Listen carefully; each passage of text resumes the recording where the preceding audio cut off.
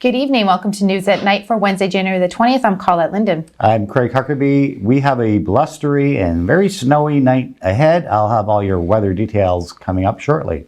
The owners of Vintage Games and Junk have taken to protecting their own property for this lockdown. Reporter Dan Gray has the story. Since the beginning of the second lockdown, Vintage Games and Junk owners Beth Davidson and Michael Turcott have been protecting their own business. They were concerned when 3 businesses were broken into earlier this month. He doesn't blame the police, but notices a trend after dark. And with the lack of traffic, it allows these people kind of a cloak, so to speak, like free reign to do whatever they want. He then explained what measures they have been taking to protect their business. We've created kind of a schedule for ourselves where we virtually have no life and no sleep. So begs to prove it. Basically what we're doing is we're here 12 to 5 for curbside pickup and orders, which is our livelihood, of course. And then we go home and I eat and I hang out for about an hour and then I go to sleep till about 11 because the buses run till 11:30, so it's pretty safe. You know, we come down here around 11:30 and we stay till about 7 in the morning till cars start coming out. And, you know, we really have no life. You will be able to see the full interview tomorrow night on Between the Lines at 7 p.m. on ONN TV. For On TV, I'm Dan Gray. The annual Festive Ride campaign launched on December 1st, 2020 and ran through January 1st, 2021. During the campaign, 1,842 vehicles were stopped and checked. Those spot checks resulted in 29 roadside tests conducted, 1 3-day license suspension, and 14 impaired driving-related criminal charges laid. Throughout 2020, including January 1st, 21, officers issued 116 impaired-related criminal charges. That number is up from the same time frame in 2019, where 104 impaired charges were laid. Algoma Public Health asked people yesterday to walk like a penguin with the new snow. Walking normally when it's slippery is a quick way to fall. To do the penguin, experts say waddle. Put your arms out, keep your knees a little bent, and keep all your weight on one leg at a time. If you do happen to fall, experts suggest by landing on your thigh, hip, or shoulder. Falling on your hands could injure your wrists. Following these steps may make you look different, but you should be safer. Terry Sheehan, Member of Parliament for Sault Ste. Marie and Parliamentary Secretary to the Honourable Mélanie Joly, Minister of Economic Development and Official Languages and Minister responsible for FedNor, will announce FedNor funding to foster community economic development in Sault Ste. Marie on Thursday, January the 21st at 11 a.m. Sault Online and On TV will be carrying this live to their website and on Facebook. Inauguration Day for President-elect Joe Biden will look a lot different than the nation has ever seen in years before. With COVID-19 and the storming of the Capitol on January the 6th, Biden's day will be unparalleled compared to years past. Instead of a parade down Pennsylvania Avenue, there will be a memorial at Arlington National Cemetery. Instead of galas, there will be Zoom parties. Instead of hundreds of thousands congregating on the Capitol grounds and on the National Mall, there will be thousands of National Guard members. In past inaugurations, participants would sport their tuxedos and flashy ball gowns by attending one of the many inaugural galas and galas taking place around town. U.S. President Donald Trump granted clemency to former White House aide Steve Bannon as part of a wave of pardons issued in his final hours in office. But he did not pardon himself, members of his family, or lawyer Rudy Giuliani. Trump leaves office on Wednesday when Joe Biden is sworn in as the nation's next president. White House officials had argued to Trump that he should not pardon himself or his family because it might look like they are guilty of crimes, according to a source familiar with the situation. Bannon, who was a key advisor in Trump's 2016 presidential run, was charged last year with swindling the president's own supporters over an effort to raise private funds to build the president's wall on the U.S.-Mexico border. He has pleaded not guilty. The Ontario government is investing $10.9 million to bring faster broadband to several towns and First Nation communities across Northern Ontario. By investing in improved internet access, Ontario is helping to bridge the digital divide and create more economic opportunity for residents and businesses in the north.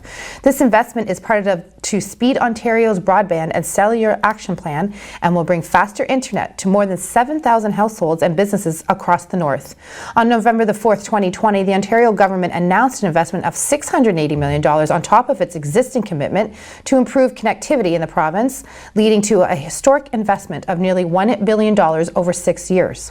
Ontario's investment will help build infrastructure that brings high-speed broadband to more areas in Chisholm, Marathon, Terrace Bay, rural Thunder Bay, and Oliver Papoonge. Construct a new 22-kilometre fibre backbone network that brings high-speed broadband to Seine River First Nation. I can't say these. I didn't practice.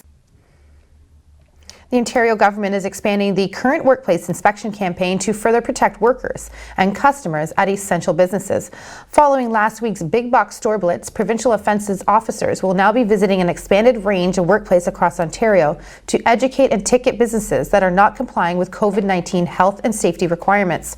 Starting today, more than 300 officers will be supporting these blitzes and will be visiting a variety of workplaces that are allowed to be open during the provincial shutdown.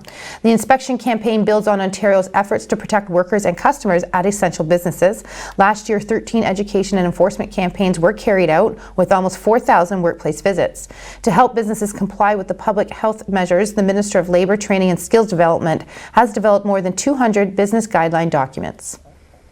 Well, it's starting to feel a lot more like the winters we're used to. We have a little more snow in the forecast for tonight, and you're going to need your shovel tomorrow morning. I'll give you those details coming up. Have you been drinking more than usual? Why not go dry this February? With Dry Feb, you'll help people affected by cancer. And you can also reduce your own risk. Go as dry as you're willing to try. Sign up today. It's easier than you think. Do your part to help stop the spread of COVID-19. Wash your hands for at least 20 seconds. Cough into your elbow, not into your hand or in the air. Avoid touching your face, eyes, and mouth. Keep your distance from people. Stay at least 6 feet away from others. If you're feeling sick, please just stay home. Do the 5 and keep others alive. Help stop the spread of COVID-19.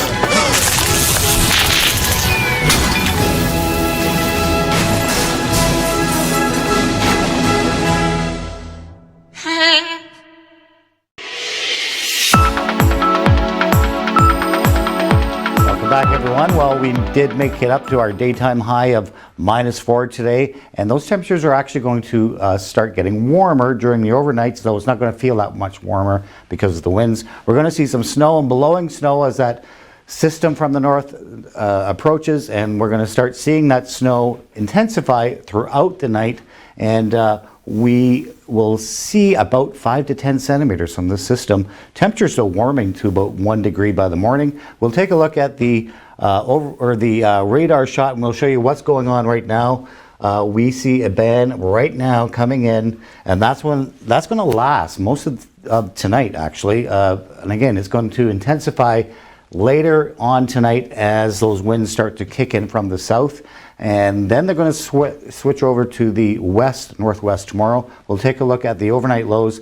Not really all that bad as far as overnight temperatures go. -6 here in the Sault. That's -6 for this evening. We're going to warm up overnight. Same with the North Shore. We're all kind of warming up, so we're going to start cold and then warm up during the overnight. We'll take a look at the systems map for Thursday at 1 o'clock. So this is another system, or this is the same system actually. It's kind of taking its time around the Great Lakes, and we see a lot of snow. Well, when I say a lot, I mean 5 to 10 centimeters, a lot more towards the north, where they're looking at around 10 centimeters from the system. If we progress now to Friday, we still have snow in the forecast, but it's going to be mainly lake effect snow, and as that low pushes off, we're going to start seeing those winds shift over the lake, so that's going to give us a little more accumulation, say 5 centimeters by Friday morning. And then we're doing okay for Saturday. We'll take a look at the forecast for the next 3 days. So there's the snow for tomorrow. It should taper off sometime in the afternoon. temperatures 0, but falling quickly in the afternoon to -12. For Friday, we see temperatures around -9, dropping to -17 though, as we start to see a little bit of high pressure build in for Saturday. And those flurries will linger into Friday morning. Saturday looks like sun and cloud. For your 7-day, Sunday we see another system coming in, and that system could give us another 10 to 15 centimeters for Sunday. Temperatures holding at -7. We warm up a little bit for Monday. Flurries could last into Monday morning, by the way. Then we start seeing some sun for at least the next 3 days. Temperatures pretty much around seasonal where they should be. And then the good news is we start to warm up for the week after. So that is your weather for right now. Colette is standing by with just a little more local news right after this.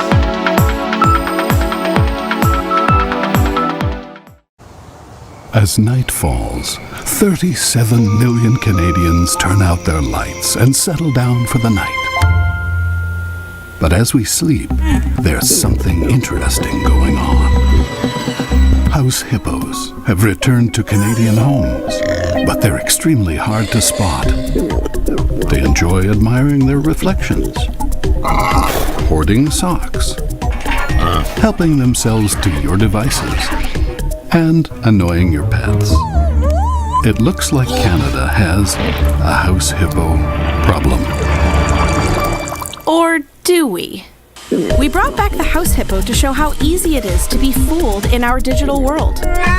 Find out how to tell what's real and what's not at breakthefake.ca.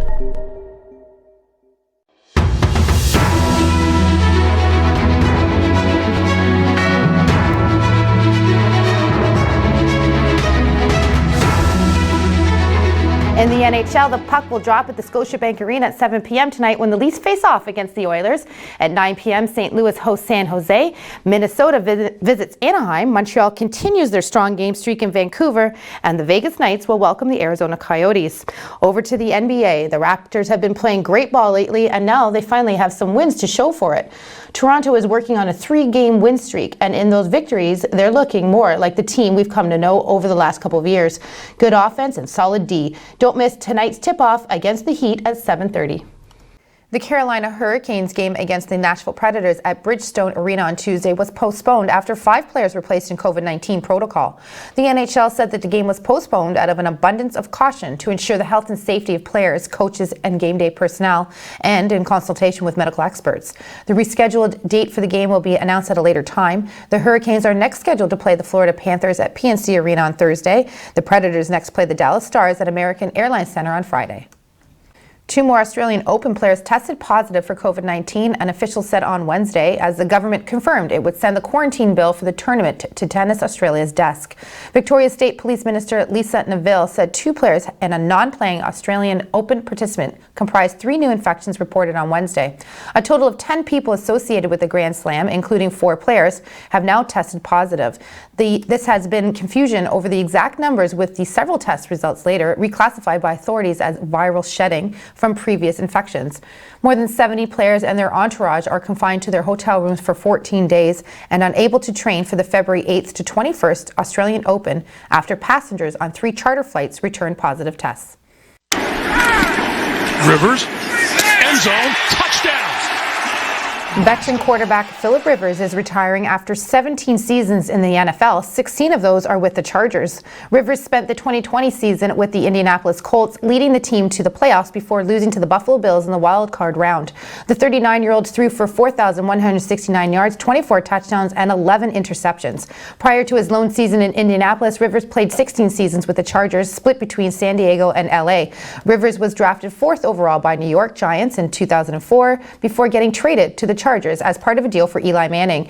An 8-time Pro Bowler, Rivers finished his career with 63,440 yards, 421 touchdowns, and 209 interceptions. He ranks 5th all-time in the NFL in both passing yards and touchdown passes. Okay, Craig, I know you're calling for a lot of snow, but compared to other years, how are we looking? Well, I know we have some snow to deal with tonight, and we have some cold temperatures, but traditionally we would normally have around 75 centimeters on the ground, like right now, and dealing with temperatures around -20. So we're actually doing pretty good so far this winter. Okay, well, I'm sure we're going to have some more news and weather coming right up. For Craig Huckerby, I'm Colette Linden. Have a great night.